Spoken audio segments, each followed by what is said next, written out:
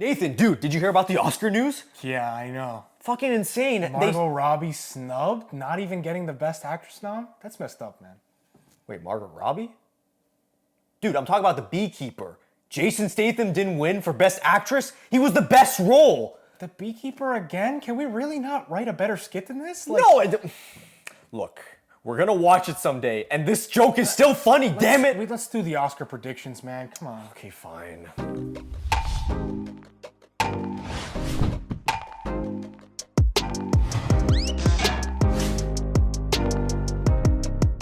Welcome back to the Real Talk Podcast, episode 123. I'm your host, Nathan, and I'm joined by the man himself, Matthew Neves, to my left. Thank you. And today we are going to be discussing the Oscars. Predictions are out, Oscar season around the corner, and we're going to pick them. Yeah, man. We did this last year, didn't we? Yes, we did. Yes, we did. Good. And I think we got quite a few wrong.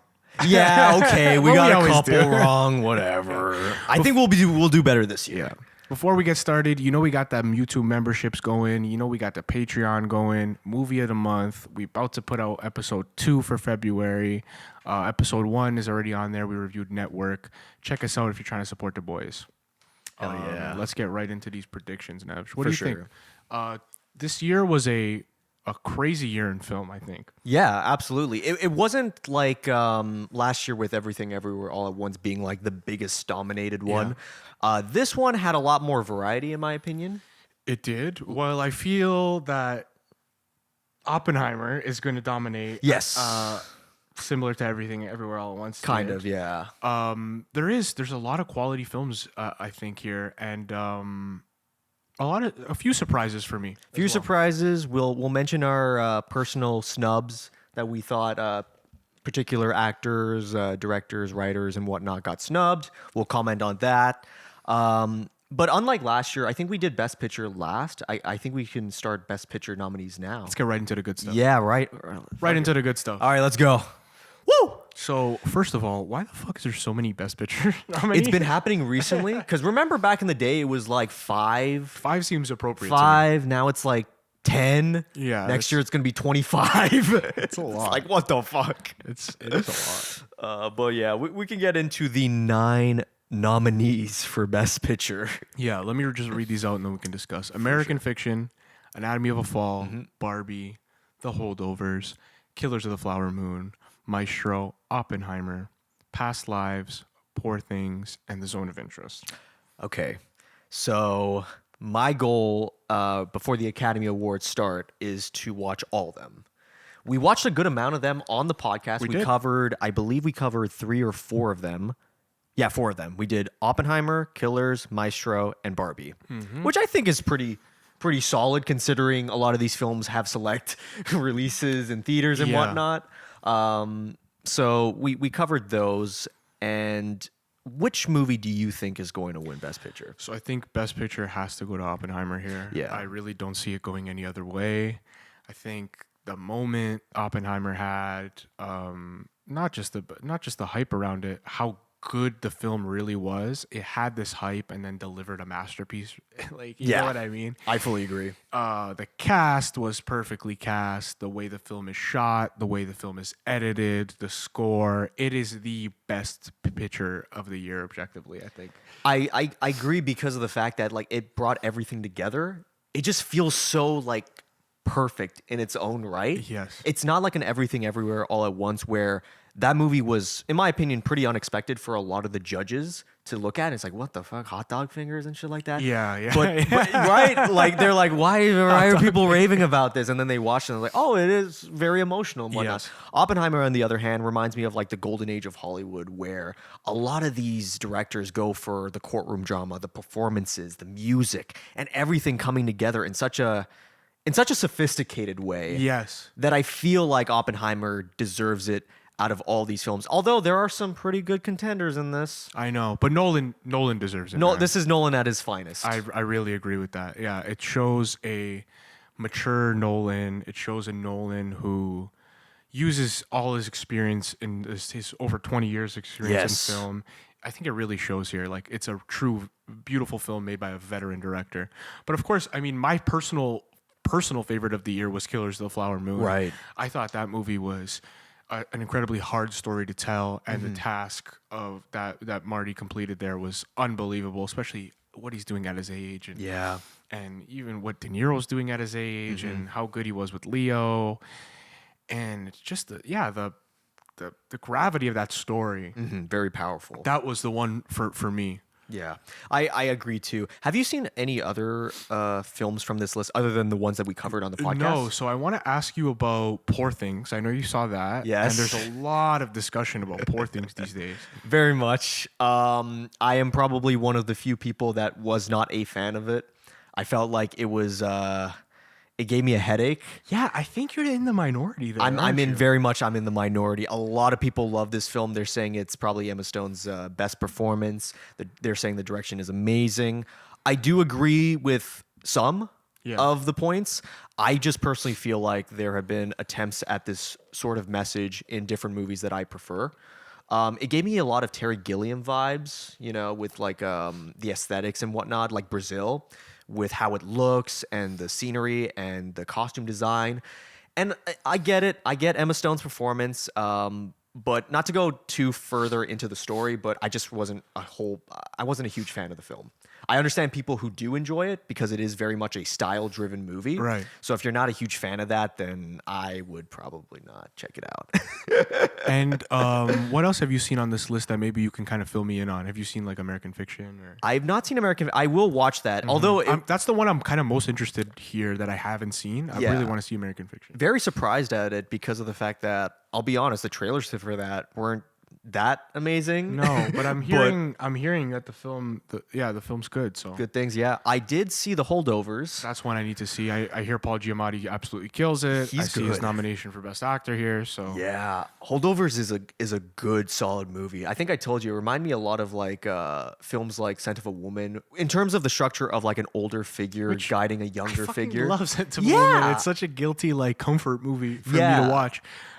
It's a movie that I like to watch often. It's, if it's on, I'll watch it. Yeah, because Holdovers is one of those movies where it has that humor, but also goes into a lot more personal territory, which I really like. I really enjoyed it. Not my favorite on this list, but definitely one to not skip over. I would recommend. Paul Giamatti's a guy that I'm always rooting for. Like I just like his personality. When I see his interviews and like those actor roundtables and stuff like that, he just seems like a guy you want to see win. Yeah, he's a character actor like Philip Seymour Hoffman, where there's character actors and then there's character actors like them that are just so good in the roles that they're in that it's like I want more of them in the spotlight. Yeah. Even more so. Yeah. It ends up being like leading man energy in a character. Yeah. And the other film I saw recently was Zone of Interest, which is a very hard-hitting subject matter about a family during World War II where their father works as an SS officer next to Auschwitz. Oh, wow. Yeah. You don't see anything graphic, but you hear it all. Oh, so damn. It goes into a different angle with the time period, because a lot of films have covered that. Obviously Schindler's List is probably the biggest example. Of course, yeah. But this film is different from a lot of those, and that's what I can appreciate the most. And it, again, very powerful stuff, very disturbing material, of course, and I really enjoyed it. It was different. Kind of just flew under the radar for me. Like I didn't really hear anything about it. Did it get a limited theater? You saw it in theater? I saw it at the TIFF Bell Lightbox. It's one of those. So it's a limited release. Right? So if you do get the chance and you can, because it is very hard hitting, so a lot of people maybe emotionally wouldn't be able to. Right, it's one of those. Yeah. But just a warning if you're one of those people. But I would highly recommend it too. Yeah. So after Best Picture. So sorry, your pick is Oppenheimer. Sorry. Yes. Oppenheimer. I'm with you, Nathan. Yeah. Oppenheimer should win Best Picture. I think Oppenheimer will win Best Picture. Yeah. My favorite was Killers of the Flower Moon, but I think Oppenheimer is undoubtedly going to win Best Picture. Yeah. Let's move on to Best Actor. For sure. Okay. These are some good. I'll name this one then. Yeah. So Bradley Cooper in Maestro, Coleman Domingo in Rustin, Paul Giamatti in The Holdovers, Cillian Murphy in Oppenheimer, and Jeffrey Wright in American Fiction. I apologize if I butchered any of those names. I tried my best. We might do that. We might do that a little bit. Yeah. Yeah. But who do you think is going to win Best Actor? It's got to be Cillian Murphy, right? Yeah. Like he's the one I'm rooting for personally as well, just because I've seen him play the side character so much, and it really feels like this is your moment. Yeah. Like the same way I feel about Nolan. Like, not that Nolan hasn't been extremely popular, Right. But this is Nolan's moment at the Oscars. I think the film he made was a very Oscar-friendly film, like Oppenheimer, and I think this is his moment, and he deserves it. And I think I wouldn't be surprised if Cillian gets it as well for Oppenheimer. I think he really embodied that character. It's a hard character to play. Yeah. It's a nuanced character to play. A lot of what he's thinking is never said. It's just the way he acts and these subtle things that he does that you get an idea into his head. Right. And I think Cillian embodied that so well. Yeah, I fully agree. But after seeing The Holdovers, I know this might surprise some people, but Giamatti, if He was really good. he was good in the sense that everything that you said about Cillian Murphy's performance could be applied to Paul Giamatti's, just in a different tone. Right. Because the subject matter in Holdovers is a lot more, not to say laid back, but he's both comedic and also emotional in these scenes. And he's not saying a whole lot when he's doing that. It's all in the face.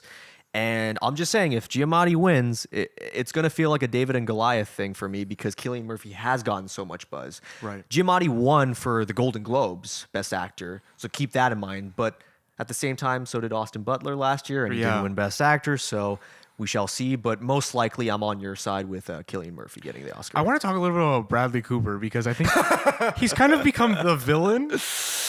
He's kind of become the villain of this Oscars. Yeah, you've read it too. And we touched on it briefly even in our Maestro episode. We did. People were immediately like, "Oh, Bradley Cooper with this fucking Oscar bait." Yeah. And I thought it was a little bit like A little harsh. uncalled for, a little harsh. Yeah, like, yeah. I disagree, and I kind of made the point that like, do I think he is like, oh, I got to make a film that's gonna win me an Oscar. Like, Yeah. I don't think that's his number one priority. No. I think Bradley Cooper more so wants to veer away from his earlier roles in like The Hangover Yes. as being like the pretty boy or whatever. I agree. And I think that he wants to dive into these tough roles. He just seems like that kind of actor. He likes to embody characters. He likes to do this character work, and he talks a lot about some of the behind the scenes prep work that he does for films like this, and like things in the past that he's done for like Stars Born. He learns how to sing, and American Sniper. Obviously, he played a real guy, That too, so he embodied that guy. Why the fuck are they making him the villain here? It is very much like it's like a Twitter film fiasco where people want to make up their own narratives towards these popular people because it's so easy to do that. Yeah, people are trying to say like his things that he's saying in his interviews are like disingenuous. Like he's I trying don't to think go on so. this Oscar campaign and that he's lying about stuff. I'm like, what the Why hell? would he? Yeah, he's Bradley Cooper. He's worth millions of dollars. Why the fuck would he lie about why? There's proof of him on set and people being like, yeah, he was very dedicated to the role, but he wasn't a dick. Yeah. He wasn't an asshole. Exactly. Like, you can read these people's interviews. There's like secondhand proof of like. I'm trying to understand these people's side to the story, but I don't know. To me, Bradley Cooper's always been quite likable, and I do root for him. He's chill. And I do like the roles that he takes. Yeah. I think he puts a lot of like, he makes. How do I put this? He spends a lot of time deciding the next role he's going to do. Absolutely. And not only that, I think he's an incredible director. He's doing great. Star is Born and now Maestro. I want to see him do more of this. And I don't think he deserves to be this year's Oscar villain. They always do that. Every year. There's always got to be one person that they target, and Bradley Cooper is one of them. That's the sad reality too, because it's like we're defending him in that regard of the harsh criticism, but also, do I think Maestro's going to win any Oscars? But also, probably not. Yeah. Also, he's not going to win a. He's single not one. going to win. Like we're both in that side too. Yeah. Yeah, I just thought Maestro was a solid entry. Yeah. One that deserves to be in the conversation. For sure. I just don't think it's one that deserves to win. This was a big year in film.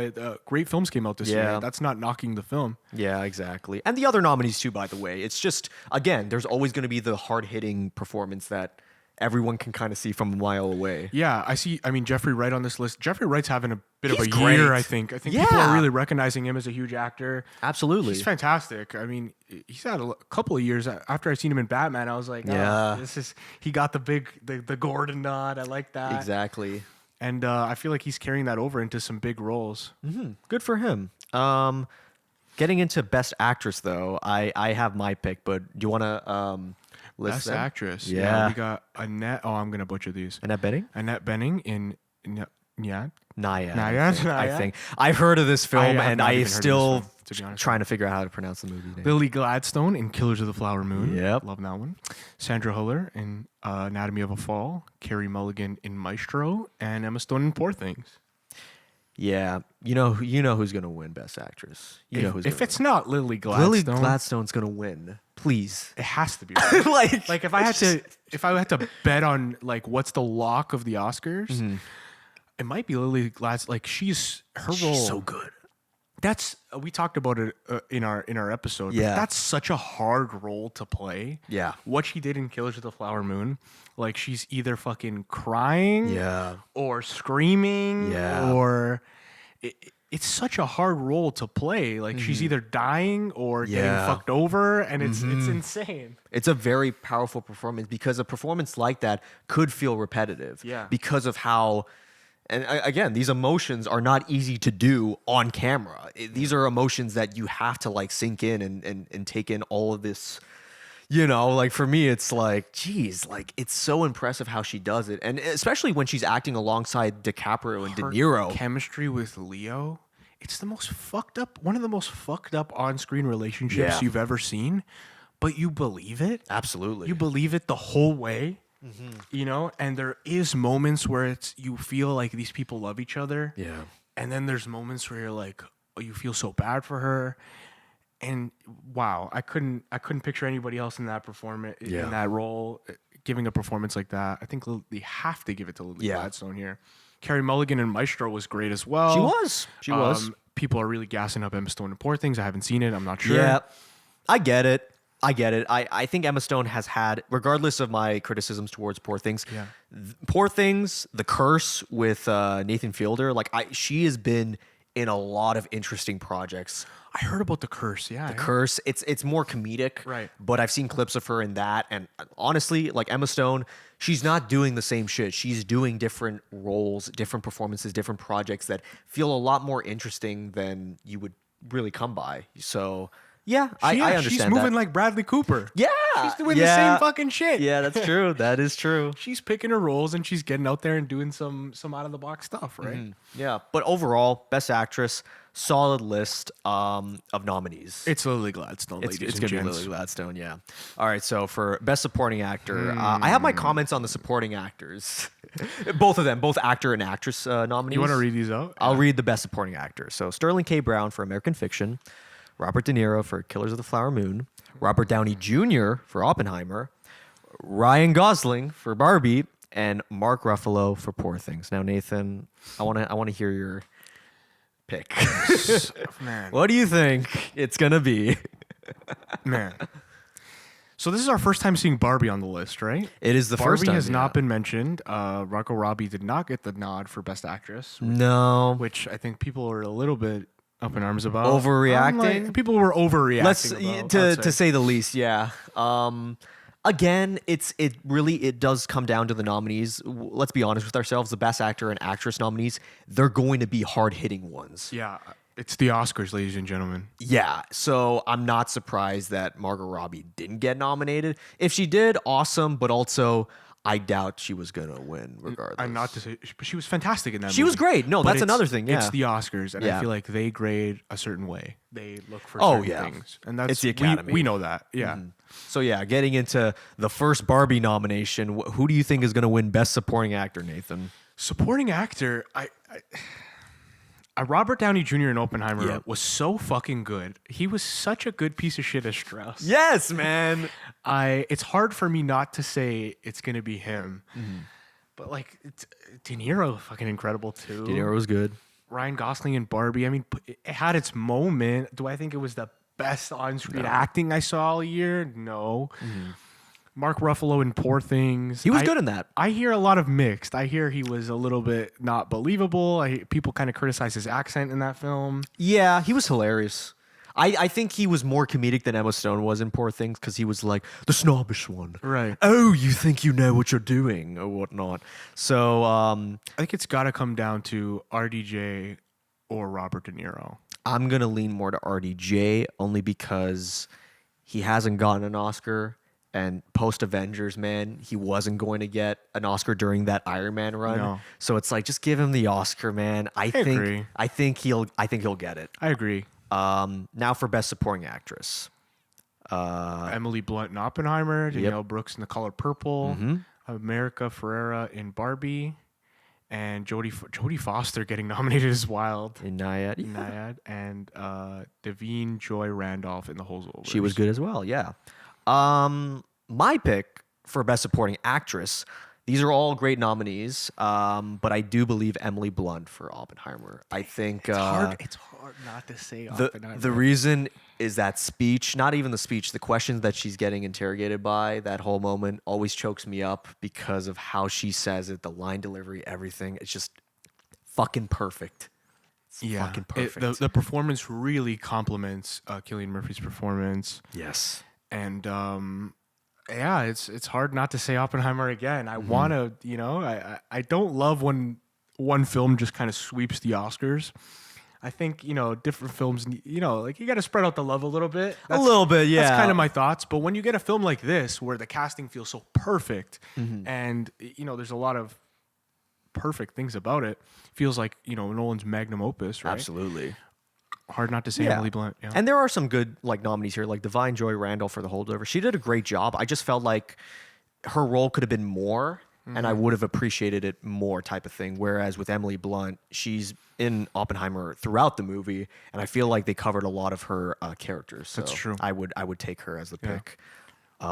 Best director. Best director. I'll go into this one. So we got Jonathan Glazer for The Zone of Interest, Yorgos Lanthimos for Poor Things, Christopher Nolan for Oppenheimer, Martin Scorsese for Killers of the Flower Moon, and Justine Triet for Anatomy of the Fall. Pretty good, pretty solid fucking nominee list, if I do say so myself. But It you know really what you're is. gonna say. I know what you're gonna say. I'm going to say... What? I could say Martin Scorsese. What? wait. What? Hear me out. Okay.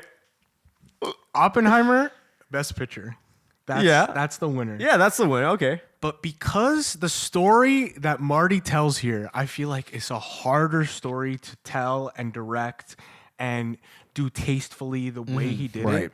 I think best director, the best directing I saw this last year, Right. was Martin Scorsese, Killers of the Flower Moon. Fair enough. That's my personal opinion. I think Nolan's going to win this. Okay, I think Nolan's going to win this too. But speaking of that, with the subject matter, Martin Scorsese and Jonathan Glazer both have a lot in common in terms of how they're handling the subject matter. Glazer's clearly doing Holocaust, and Martin Scorsese's doing during the 1920s post-colonialism. So yeah, I totally agree. Hard-hitting messages from directors handling that, and they both did it in such a professional, sophisticated way. I just feel like because Nolan has been directing for almost over 20 years, this is the time. I get it. It's his magnum This is opus. the time for him Marty's to get had it. its time and stuff, but Yeah. We can also get into the international features if you'd like. I didn't see any of these really, so maybe you can speak on. You saw Zone of Interest. I don't Zone know of if you saw Interest was anything really else from here. solid. Yeah. I also heard about Society of the Snow. My mom watched this one. It's based off of a true story of, I believe these passengers were in a plane. It crashed, and they were basically trying to survive.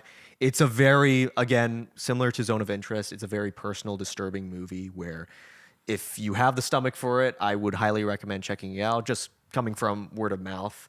And yeah, although I've heard a lot of good picks from the other international features, I have yet to see the others. Cool. So yeah, we can go into animated feature films. I want to talk about The Boy and the Heroine. Have you seen like Studio Ghibli films? I have not. I haven't either. I'm so sorry, viewers. I'm sure a lot of Apologize. people. I'm sure a lot of people will be upset because I know the fans are diehard fans. Yeah. And I want to watch them. I want to watch them. Maybe we could watch them and do an episode on them. In the future. Absolutely. The voice cast for that film is incredible. Yeah, you're talking about the dub, right? The American voice. Sorry, of course, the American dub. Yeah, right. There is some good actors were in that too. Yeah, Yeah. I would say it's gonna be either Boy and the Heroine or Spider-Man Across the Spider-Verse. To be honest, I mean, One or the other. we love Spider-Verse, so we praised it enough in the episode. I thought it was really good. But Boy and the Heroine, I feel like, from what I understand about these Studio Ghibli movies, they kind of touch on these deeper like meaning of life and stuff like that. So I think maybe that's more what the Academy's looking for. So I wouldn't be surprised to see that win. for sure. Kind of looking at it that way. With adapted screenplay, though, again, Hold on. This fucking doesn't make any sense. for adapted, Adapted screenplay. Oh, I know. American Fiction, Barbie, Oppenheimer, Poor Things, Zone of Interest. Wait a second. Where the fuck Is Killers? Killers of the Yeah. Flower Moon? the movie based on the book, also called Killers of the Flower Moon. Yeah, I don't know if I can know, dude. Are you kidding me? Like, did they fuck up? Did they forget? Like, That is a snub. That is a fucking snub right there. that's the snub. I guess if I had to choose between these, fuck it. I'm saying Oppenheimer, dude. I guess American. but What to was me, it? this Yeah. was an obvious one that should go to Killers of the Flower should've. Moon. Should've. With like we've said it, the subject matter, how hard that is to Yeah. turn into a film, and how to do that tastefully. It's Killers of the Flower Moon. I fully agree. I mean, like, it's such a weird thing considering Barbie got nominated. Like, people are complaining about the snubs there, but then also Barbie, I guess because it's a toy line, is considered adapted. Screenplay? Yeah, it's a toy line, so I guess Adapted from Toys R Us. Like, I don't understand.